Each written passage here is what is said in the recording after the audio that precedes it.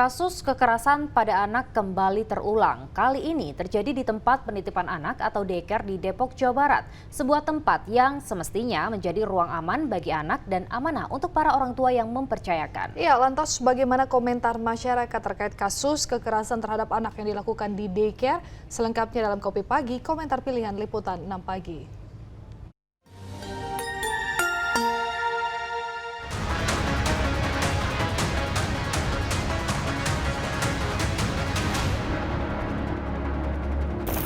Penganiayaan terhadap balita kembali terjadi di tempat penitipan anak atau daycare. Dan ini menambah daftar panjang kasus kekerasan terhadap anak. Ironis memang, tempat yang seharusnya menjadi tempat yang aman bagi para orang tua menitipkan anak justru menjadi tempat terjadinya kekerasan. Lantas apakah masih ada ruang publik yang aman bagi anak dan bagaimana komentar masyarakat terkait kasus ini? Sama saya Nadir Ali dan juru kamera Fajrin Abdillah, inilah Kopi Pagi, komentar pilihan Liputan 6 Pagi. Entah apa yang merasuki orang dewasa ini, tega menganiaya seorang balita berusia 2 tahun yang tak berdaya untuk membela diri. Rekaman CCTV inilah yang warawiri di dunia maya, memancing amarah siapapun yang melihat. Tapi sudah pasti yang paling terluka hatinya adalah orang tua korban. Kasus penganiayaan terhadap korban yang baru berusia 2 tahun ini terjadi di salah satu tempat penitipan anak di Depok. Ya, Anda tidak salah mendengar.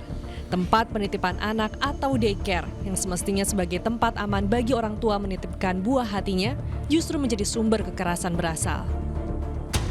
Korban dianiaya pada 10 Juni, tapi baru dilaporkan di 29 Juli usai mengantongi bukti CCTV. Bukti itu didapatkan dengan dibantu oleh sejumlah guru daycare.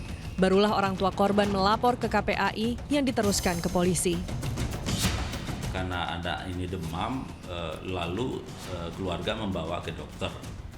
Dan dokter juga menyampaikan, ya ini tentu perlu didalami oleh kepolisian juga, salah satu alat bukti, bahwa demamnya anak ini bukan karena ada lebam di punggung gitu ya. Kemudian ada bintik-bintik dugaan kekerasan gitu ya. Tapi kata dokter ini ada dugaan benda tumpul yang dimana anak mengalami itu gitu ya. Korban pun mengalami luka memar hingga trauma, tapi dia bukan satu-satunya. Saat penyelidikan berkembang, muncul satu lagi laporan penganiayaan terhadap anak yang juga terjadi di daycare tersebut. Korban lainnya berusia 9 bulan dan mengalami dislokasi di bagian kaki. Maka total sudah ada 2 korban yang melapor ke Polres Metro Depok. Yang waktu kejadian yaitu di tanggal 12 ada juga korban anak balita umur 7 bulan yang menjadi korban juga sudah membuat laporan. Itu peristiwanya di tanggal 10 Juni 2024 di tempat yang sama dengan pelaku yang sama. Dengan semua alat bukti yang telah dikumpulkan, pelakunya pun terpusat pada 1 orang. Tak lain adalah pemilik daycare itu sendiri, yakni Meita Irianti atau yang dikenal Tata Irianti. Ya, udahlah mending kalau kita nggak bisa berempati, komennya nggak bisa berempati, harus diem aja. Ironisnya lagi, Tata Irianti populer sebagai influencer parenting atau giat menyebarkan informasi pola pengasuhan anak di media sosial. Dan sekolah juga nggak boleh ngebully murid sampai akhirnya murid bakar sekolah juga ada kan kasusnya seperti itu. Jadi saling bekerja sama, orang tua bertanggung jawab, sekolah juga saling bertanggung jawab. Berlaga keibuan di medsos, tapi kasar pada anak di kehidupan nyata. Meita Irianti pun hanya bisa diam 1000 bahasa saat ditahan di Polres Metro Depok usai ditetapkan sebagai tersangka.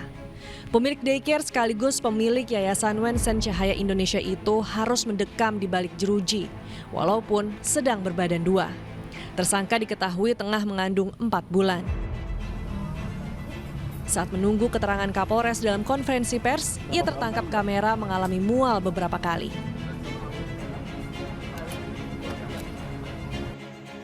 Lalu dengan alasan kesehatan, polisi sempat membantarkan atau menangguhkan penahanan tersangka dengan membawanya ke Rumah Sakit Kramat Jati, Jakarta Timur. Meski demikian, proses hukum dipastikan tetap berjalan. Dalam kondisi kurang sehat, ya, Tapi keterangan awal sudah kita peroleh, cukup untuk melanjutkan penyidikannya, dan saat ini tersangka dalam kondisi kurang sehat, kemungkinan besar akan kita bantalkan. Dalam penyelidikan, polisi meminta keterangan sejumlah saksi yang diantaranya merupakan guru Wensen School. Mereka berani memberikan keterangan atas perilaku kasar bos mereka karena didorong oleh rasa iba kepada korban. Saksi merasa iba lah dengan anak bayi yang nggak punya salah apa-apa tapi diperlakukan seperti itu. Akhirnya saksi memutuskan untuk berpihak kepada anak. Kemudian dari hasil penyelidikan sementara, tersangka beralasan khilaf melakukan penganiayaan pada anak. Jadi kalau motif sementara kami sudah tanyakan, yang bersangkutan menyatakan khilaf gitu ya. Tetapi untuk motif secara khususnya nanti akan kita dalami saat pemeriksaan, termasuk nanti yang bersangkutan akan kita periksa dari sisi psikologinya. Atas perbuatannya, tersangka dijerat Undang-Undang Perlindungan Anak Pasal 80 ayat 1 dan 2 dengan ancaman hukuman minimal 5 tahun penjara. Tapi bagaimana komentar masyarakat tentang hukuman yang pantas diterima pelaku? Jadi hukum aja yang setimpal dengan perbuatannya, Mbak. Saya juga kesel dengernya juga. Ya gimana ya, kepingin kalau ada orangnya saya greget banget, Mbak. Saya orangnya bener. Hukumannya memang lebih baik di penjara kan. Memang lebih baik penjara selamanya atau memang bisa direhabilitasi. Misalkan saya di posisi ayahnya apa orang tuanya, saya kalau yang setimpal ini gebukin balik sih. Iya. Iya. Tapi kalau yang versi manusiawinya kalau versi manusiawi ya di penjara sih.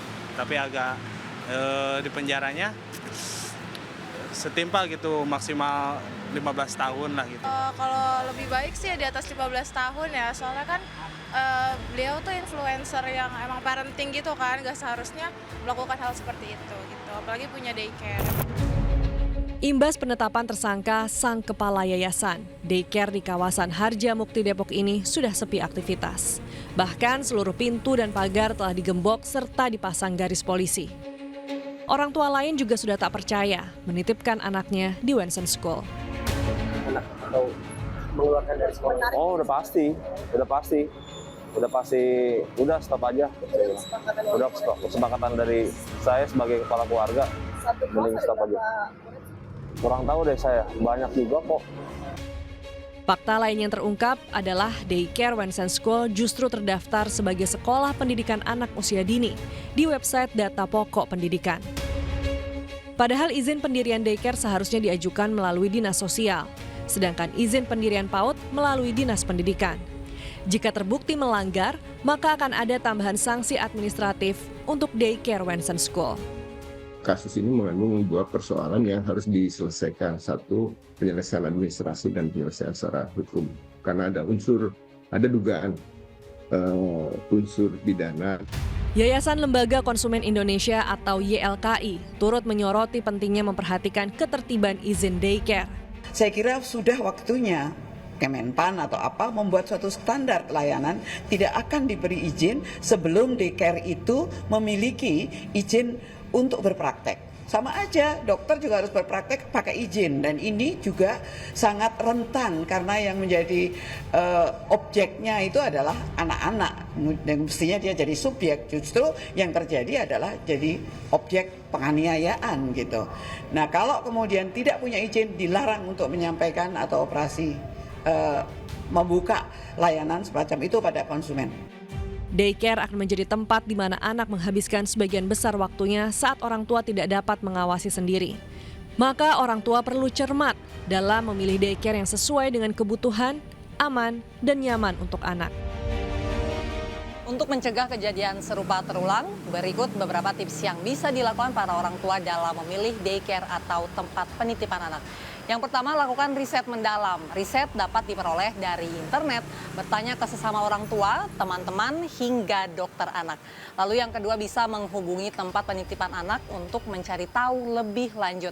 Kemudian yang ketiga, jadwalkan kunjungan langsung untuk memastikan semuanya sesuai kebutuhan Anda dan buah hati. Percayakan juga pada kata hati Anda saat mengamati langsung daycare yang dikunjungi. Berikutnya, cari klien lama dari daycare tersebut untuk mengetahui apakah mereka puas dengan layanan penitipan anak. Kelima, perhatikan jumlah pengasuh dan jumlah anak yang dipegang. Karena satu pengasuh akan dapat menghabiskan lebih banyak waktu dengan setiap anak jika kuotanya sedikit. Keenam, pertimbangkan untuk memilih daycare yang pengasuh atau stafnya dibekali ilmu perkembangan anak usia dini. Ketujuh, perhatikan bagaimana pengasuh di daycare berbicara dengan anak-anak. Pastikan interaksi yang terbangun adalah positif. Dan yang terakhir adalah pilih daycare yang memiliki lisensi dan sertifikasi. Beberapa langkah tadi bisa jadi sebagai upaya para orang tua untuk memilih daycare yang tepat, guna mencegah kekerasan menimpa buah hati. Tapi upaya pencegahan apapun akan tetap terasa sia-sia jika tidak ada dukungan dari orang-orang di sekitar anak. Rendahnya kesadaran sebagian individu dalam memberikan perlindungan pada anak menyebabkan jumlah kasus kekerasan terhadap anak masih saja mengkhawatirkan. Sepanjang bulan Januari hingga Juni 2024, KPAI menerima 1.193 laporan pelanggaran terhadap perlindungan anak. Di antaranya terdapat 116 kasus anak korban kekerasan seksual dan 101 kasus anak korban kekerasan fisik atau psikis. Tak jarang pelaku kekerasan adalah orang terdekat yang seringkali korban kira akan jadi pelindungnya. Dengan begitu, PR yang masih perlu diselesaikan bersama adalah menciptakan ruang aman bagi anak dimanapun mereka berada. Lantas, bagaimana komentar masyarakat untuk bisa menciptakan ruang aman bagi anak? Harus diperkuat juga sih hubungan masyarakat di RT RW-nya itu loh.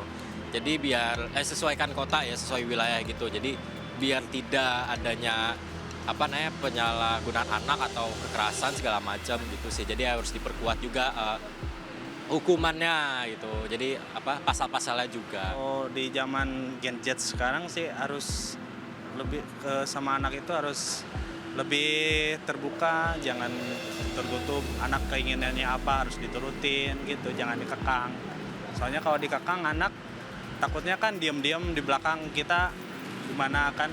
Udah mending terbuka aja. Harus banyak kerjasama juga sih dari Kementerian Perlindungan Anaknya juga harus lebih aware lagi, harus diliatin masing-masing dari daycare-nya kan ada banyak tuh kan daycare, harus dikunjungin satu-satu gitu. Orang tua memang menjadi penanggung jawab utama dalam memberikan keamanan bagi anak. Tapi semua upaya akan tak berarti apabila tidak mendapat dukungan dari pemerintah hingga berbagai lapisan masyarakat yang dekat dengan lingkungan anak. Bagaimanapun juga, anak-anak berhak mendapatkan perlindungan orang tua, masyarakat, dan negara, sesuai dengan pasal 52 ayat 1 dalam Undang-Undang Nomor 39 Tahun 1999 tentang Hak Asasi Manusia. Namun jika landasan hukum itu pun tak mampu memaksa, tinggal hati nurani yang perlu bicara. Mengingat tempat aman yang bebas kekerasan bagi anak tidak bisa tercipta begitu saja, melainkan memang harus diupayakan dengan sungguh-sungguh oleh para orang dewasa. Kasus kekerasan pada anak yang masih terus berulang seolah menjadi pertanda belum berhasilnya menciptakan ruang aman bagi mereka. Padahal anak berhak untuk dilindungi dari kekerasan. Maka ini kembali menjadi tugas bersama para orang dewasa untuk tidak bungkam saat melihat kekerasan pada anak. Kemudian menciptakan tempat yang aman bagi anak dimanapun mereka berada. Demikian Kopi Pagi kali ini, saya Nadira Ali dan juru kamera Fajrin Abdillah. Salam SCTV.